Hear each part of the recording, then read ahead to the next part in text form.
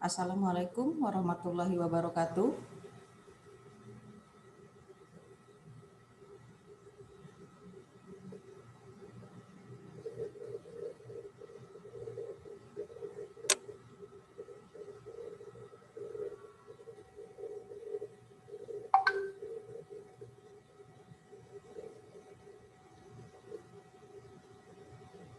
Selamat pagi semuanya.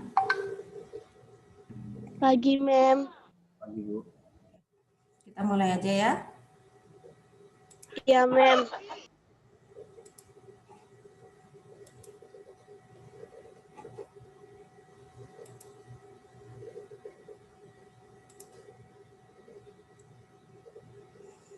Oke, jadi untuk hari ini materi kita mengenai administrasi dan pemasaran di dalam usaha kerajinan bidang lokal ya. Jadi untuk pertemuan yang kedua ini adalah administrasi dan pemasaran. Nah, indikator dari pembelajaran yang kita harapkan adalah di sini menjelaskan sumber daya yang dibutuhkan ya untuk usaha kerajinan ya berdasarkan kebutuhan dan keinginan lingkungan sekitar ataupun pasar lokal. Yang kedua administrasi dan pemasarannya. Jadi untuk indikator pembelajarannya ini mengenai lebih dominan ke administrasi dan pemasarannya. Nah, administrasi dan pemasaran ya. Kalau menurut penelitian pasar ya ataupun market research ini merupakan gambaran ya kondisi pasar yang terkait dengan jenis produk ya baik dia barang ataupun layanan tertentu yang akan dijadikan usaha, juga dapat untuk melihat kesukaan konsumen terhadap produk, pesaing ataupun strategi pemasaran dan distribusinya. Jadi di sini lebih dominan dilihat dari kondisi pasar, baik dia selera konsumen, kemudian daya beli masyarakat, kemudian cara pemasarannya, disinilah dilihat dari penelitian pasarnya. Nah, yang kedua adalah metode penelitian pasar. Jadi kalau metode penelitian pasar ini itu biasanya dilakukan dengan cara pengamatan ataupun observasi, kemudian kuesioner dan wawancara. Jadi biasanya kita langsung terjun ke pasar dan menanyakannya langsung. Kemudian izin usaha. Jadi kalau izin usaha ini sangat utama ya ketika kita membuat usaha, maka diperlukan izin usaha untuk melegalkan usaha yang kita jalankan. Jadi di sini perlunya adanya pembinaan, pengarahan, pengawasan dan penertiban oleh pemerintah ya sehingga dapat berjalan dengan baik ketika kita menjalankan usaha dengan izin yang kita peroleh. Nah, untuk izin usaha ya itu biasanya meliputi banyak jenisnya. Yang pertama itu surat izin usaha perdagangan. Jadi yang paling utama yang perlu diizin adalah SIUP-nya, surat izin usaha perdagangan. Nah, di sini kalau kita sudah punya surat izin, maka kita bebas jualan ataupun bebas usaha di pasar ya karena kita sudah mempunyai surat izin. Kemudian ada situ ataupun surat izin tempat usaha. Jadi biasanya kalau kita punya usaha, kita juga harus memiliki surat izin tempat untuk usaha. Jadi kalau kita tidak punya surat izinnya, itulah yang biasanya sering adanya penggusuran ataupun sering penutupan tiba-tiba. Karena apa? Kita tidak punya surat izin tempat usaha. Nah, kemudian NPWP, nomor pokok wajib pajak. Nah, kalau nomor pokok wajib pajak, maka di sini setiap usaha itu wajib mempunyai nomor pokok wajib pajak. Di sini baik dia individu maupun badan usaha. Jadi kalau dia badan usaha, itulah untuk badan usaha yang kita dirikan. Tapi kalau individu, untuk karyawan yang bekerja di usaha tersebut. Jadi NPWP ini terbagi dua, bisa dengan NPWP pribadi maupun NPWP badan usaha. Kemudian NRP, nomor register pokok. Jadi kalau nomor register pokok perusahaan ini biasanya juga urus untuk menjalankan usaha karena kita harus punya nomor register pokok. Ini sama juga seperti kalau misalnya contohnya kalau PNS itu ada NIP, nomor izin pegawai kan, nomor induk pegawai. Jadi di sini juga kita perlu kalau usaha kita perlu NRP, nomor register pokok. Kemudian NRB, nomor rekening bank. Jadi biasanya usaha itu kan harus mempunyai rekening bank, baik dia untuk transaksi maupun untuk jalannya usaha. Jadi wajib menampilkan yang namanya nomor rekening bank. Nah, kemudian AMDAL, analisis mengenai dampak lingkungannya. Nah, di sini biasanya mengenai bagaimana limbah usahanya, bagaimana kondisi lingkungan, apakah produk ini bisa merusak lingkungan atau tidak. Jadi di sini harus benar-benar diperhatikan analisis mengenai dampak lingkungannya. Kemudian ada izin prinsip. Nah, kalau izin prinsip ini biasanya legalitas dari perusahaan ya, tentang nama baik perusahaan dan lain sebagainya. Nah, kemudian izin penggunaan tanah. Nah, ini apabila dia menyewa tanah ya, tidak bentuk bangunan tapi menyewa lahan, menyewa tanah. Maka di sini juga harus ada surat izin penggunaan tanah. Nah, kemudian IMB ya, izin mendirikan bangunan. Nah, apabila kita misalnya menyewa tanah dan kita mau mendirikan bangunan, ini juga harus diurus walaupun dalam bentuk sewa tanah. Jadi nanti ini akan disebut dengan hak pakai, bukan hak milik gitu. Kemudian akta pendirian perusahaan dari notaris. Jadi akta pendirian perusahaan ini harus jelas ya, baik pendirinya siapa, namanya, tanggal pendirinya, jenis usahanya, ini semua harus lengkap. Jadi izin usaha ini sangat dibutuhkan untuk kita yang ingin menjalankan usaha. Nah, kemudian kita lihat komponen perencanaan usaha. Jadi di sini kalau komponen perencanaan usaha, yang pertama itu menentukan jenis usahanya. Jadi apakah dia jenis usaha jasa, dagang, industri, dan lain sebagainya. Jadi di sini harus jelas dulu jenis usahanya, ya.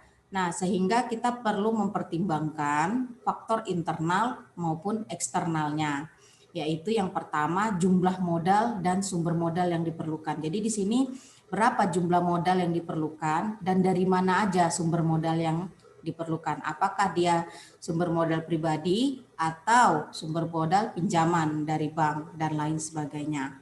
Kemudian ketersediaan bahan baku baik secara kualitas, kuantitas, serta kontinuitasnya. Jadi di sini juga harus diperhatikan apakah persediaan bahan bakunya itu tersedia cukup ataupun banyak di daerah tersebut. Apakah tidak sulit memperoleh dari bahan bakunya, baik dari segi kualitasnya ataupun kuantitasnya, dan apakah bisa berkelanjutan jangka panjang. Jadi di sini juga harus diperhatikan mengenai ketersediaan bahan baku. Yang berikutnya ada ketersediaan tenaga kerja yang diperlukan. Jadi di sini juga harus diperhatikan tenaga kerjanya bagaimana. Apakah bisa diambil dari masyarakat setempat ataukah harus mengambil dari masyarakat luar. Jadi di sini harus diperkirakan juga tenaga kerjanya. Kemudian prospek pemasaran produk yang dihasilkan. Jadi kita juga harus punya strategi dan pandangan ke depan bagaimana cara memasarkan produknya. Ketika produk sudah jadi, ini mau dibawa kemana produknya. Jadi harus sudah punya target. Kemudian cara-cara pendistribusiannya. Jadi cara pendistribusiannya ini juga harus dipikirkan. Apakah mudah untuk mendistribusikannya melalui darat kah, laut, udara, dan lain sebagainya. Jadi di sini juga harus dipikirkan pendistribusiannya, baik itu langsung maupun secara tidak langsung. Kemudian daya beli masyarakat terhadap produk yang dihasilkan. Jadi ketika kita buat usaha, maka kalian harus memikirkan kalangan mana ini produk bisa digunakan. Apakah menengah ke bawah, menengah ke atas, ataupun ya rata-rata gitu. Semua kalangan masyarakat bisa membeli produk yang kamu hasilkan ini. Jadi juga harus dipikirkan daya beli masyarakatnya. Kemudian selera konsumen. Nah, selera konsumen ini juga harus diperhatikan bagaimana kondisi masyarakat tersebut. Jadi ketika kita survei ke pasar, masyarakat itu seleranya bagaimana? Nah, biasanya kita mengikuti dari selera konsumen. Yang kedua, menentukan badan usaha. Nah, kalau menentukan badan usaha berarti di sini kalian harus tahu usaha yang kalian dirikan itu dalam bentuk apa.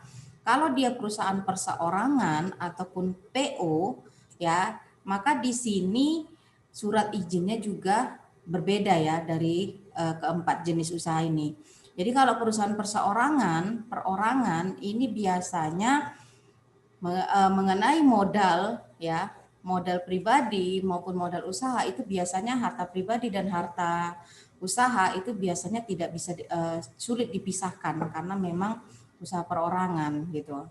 Nah, kalau firma ini biasanya didirikan oleh 2 ataupun 3 orang dengan mengambil nama dari 3 orang tersebut, misalnya potongan-potongan nama yang dijadikan satu dan dibentuk menjadi nama firma. Kemudian kalau CV ya, CP ataupun Commanditeur Venus Cup, ini biasanya dua bidang ya. Yang pertama itu ada sekutu aktifnya dan sekutu pasifnya. Biasanya kalau sekutu pasif itu hanya sebatas modal dan dia hanya mendapatkan laba, tanpa bekerja dia bisa dapat laba gitu. Tapi kalau yang aktif itulah yang menjalankan usaha. Kemudian perseroan terbatas itu seperti PT ya. PT itu biasanya penggunaan modalnya itu melalui saham dan obligasi.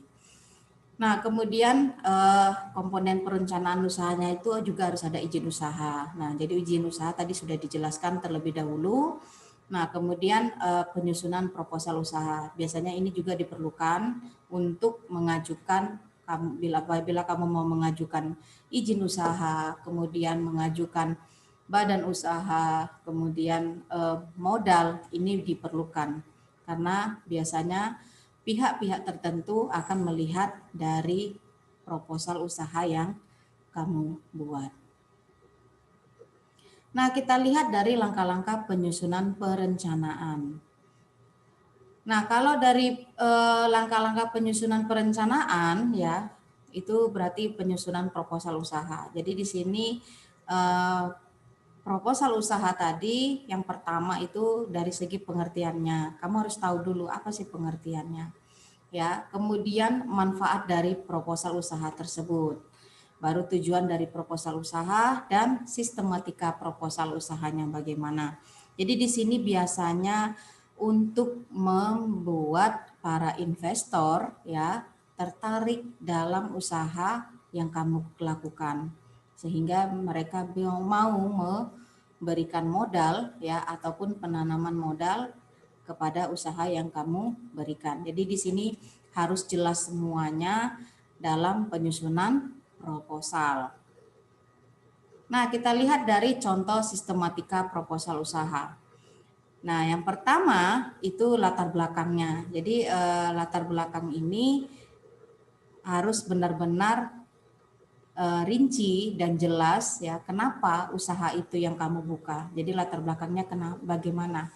Saya rasa kalau untuk latar belakang kamu pasti sudah paham karena sudah terbiasa dengan pembuatan proposal maupun dari baik itu riset maupun kewirausahaan. Nah, kemudian di sini kamu juga harus menjelaskan produknya. Ya, produk itu bagaimana, kemudian apa namanya, baru spesifikasi produknya bagaimana, kelebihan produk kamu dibanding yang lain bagaimana. Disinilah semua harus dijelaskan. Dan kemudian bagaimana analisis SWOT-nya. Jadi intinya kalau analisis SWOT ini kan itu ada kelebihan, kekurangan, ancaman, dan peluang. Jadi di sini kamu harus benar-benar membuat yang terbaik sesuai dengan usaha yang kamu jalankan tanpa harus merusak produk orang lain. Nah, kemudian kita lihat dari penentuan usaha. Nah, biasanya kalau penentuan usaha ini yang pertama kamu lihat dulu sasaran dan target pasarnya. Jadi sasaran dan target pasar ini biasanya kamu sudah mengetahui siapa aja yang akan menjadi konsumen kamu gitu. Makanya harus jelas sasaran dan targetnya. Kemudian sistem produksinya, apakah dia menggunakan tenaga kerja langsung ya dengan membuat sendiri atau membeli yang sudah jadi. Jadi di sini juga harus jelas. Kemudian strategi pemasarannya. Nah, jadi di sini kamu harus membuat strategi pemasaran apa yang kamu gunakan. Apakah dia strategi pemasaran secara langsung ataupun secara tidak langsung. Itu baik distributornya maupun lainnya. Jadi di sini strategi pemasaran tergantung bagaimana cara kamu. Apakah dia dengan cara langsung ataupun online, itu tergantung dari sistem kamu atau bisa dua-duanya. Kemudian teknik distribusinya. Jadi teknik distribusinya ini bisa dengan langsung dan tidak langsung. Kemudian biayanya. Jadi di sini kamu juga harus perhitungkan harga pokok penjualannya bagaimana, keuntungannya bagaimana, semua biaya yang dikeluarkan bagaimana, dan perkiraan harga jualnya juga harus jelas. Jadi di sini kamu sudah bisa memprediksi berapa keuntungan dan kapan kamu bisa balik modal dengan memperhitungkan semua rincian biaya. Kemudian perhitungan titik impasnya juga, ini juga harus sinkron dengan perhitungan dari biaya yang kamu buat. Karena titik impas ini juga bersangkutan ataupun berkaitan dengan perhitungan dari harga pokok penjualan. Nah, kemudian kita lihat dari studi kelayakan usahanya. Yang pertama dari aspek produksi, berarti di sini mengenai dari proses produksinya, baik itu produknya, tenaga kerjanya, kemudian bagian peralatannya, maka disinilah kamu lihat dari aspek produksinya bagaimana, ya tenaganya bagaimana. Kemudian aspek pemasarannya, di sini juga kamu bisa melihat bagaimana potensi pasarnya, strategi pemasaran yang dilakukan untuk memasarkan produk kamu. Kemudian kalau aspek finansial ini berarti mengenai keuanganmu. Jadi mengenai keuangan bagaimana tentang biaya yang harus dikeluarkan dan investasi modal yang diberikan oleh investor. Kemudian aspek organisasinya ya dan manajemennya itu bagaimana. Jadi di sini kamu harus benar-benar mempunyai struktur organisasi dan tim manajemen yang memang benar-benar ahli di dalam bidangnya. Oke, itu saja untuk pertemuan hari ini ya. Karena kita juga ini sebenarnya untuk mereview kembali pelajaran-pelajaran yang sudah lewat ya di semester genap ini. Itu saja dari saya. Assalamualaikum warahmatullahi wabarakatuh. Waalaikumsalam warahmatullahi wabarakatuh.